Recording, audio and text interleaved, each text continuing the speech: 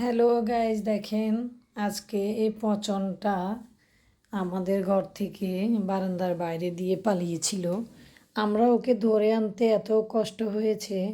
আমরা যখন ওকে বারান্দার বাইরে দেখলাম তখন ওকে ডাকার পরে ও আমাদেরকে চিনে না, এমনভাবে পালিয়ে দৌড়ায় যে অন্য বিড়ালে ওকে এমনভাবে তাড়া করে ও অন্য বিল্ডিংয়ে পড়ে যায়।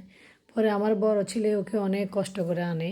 আর ওর এই খেলনাটা এত পছন্দ, দেখেন ও এই খেলনা দিয়ে খেলতে এত পছন্দ করে। আমরা বারান্দা দিয়ে ওকে এই খেলনাটা যত দেখাই ও মনে হয় যে চিনেই না খেলনাটা।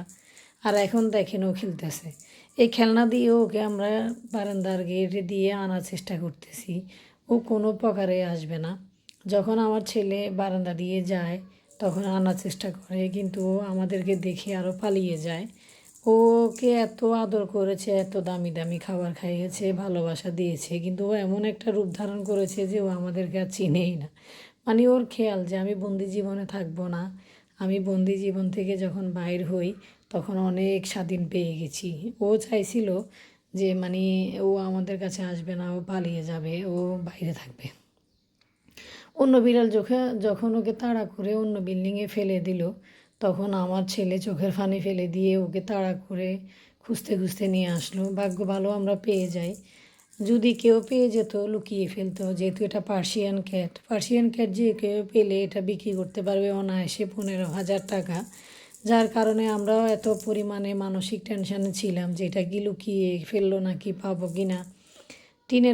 টিনের উপরে মানে আমাদের বারান্দার বাইরে যখন ওকে দেখলাম মনে শান্তি পেলাম যে না পেলাম। যখন ও অন্য বাড়ির বাইরে পড়ে গিয়েছে তখন ভেবেছি যে আর পাবো না। পরে ও নাকি নিচে পড়ে গিয়ে একটা গাড়ির নিচে কোঁ কোঁ করে আওয়াজ করতেছে, পরে যাইয়ে আমার ছেলে নিয়ে আসলো। এখন আপনাদেরকে বলার একটাই কারণ যে পোষা প্রাণী যদি একটু মন থেকে সরে যায় বা আড়াল থেকে সরে যায় তখন যে কত ব্যথা, কত কষ্ট অনুভব হয়। আমি যখন রান্না করি শুয়ে থাকি, ও আমার পাশে থাকে, রান্নাঘরে থাকে। তো আর আমার ছেলে যখন আসে তখন আমার ছেলের গলার আওয়াজ পেলে ও একদম দৌড়াইয়া মানে আমার ছেলের কাছে চলে যায়। প্রাণী আসলে যেভাবেই মানে পোষ মানে ঠিক সেভাবেই।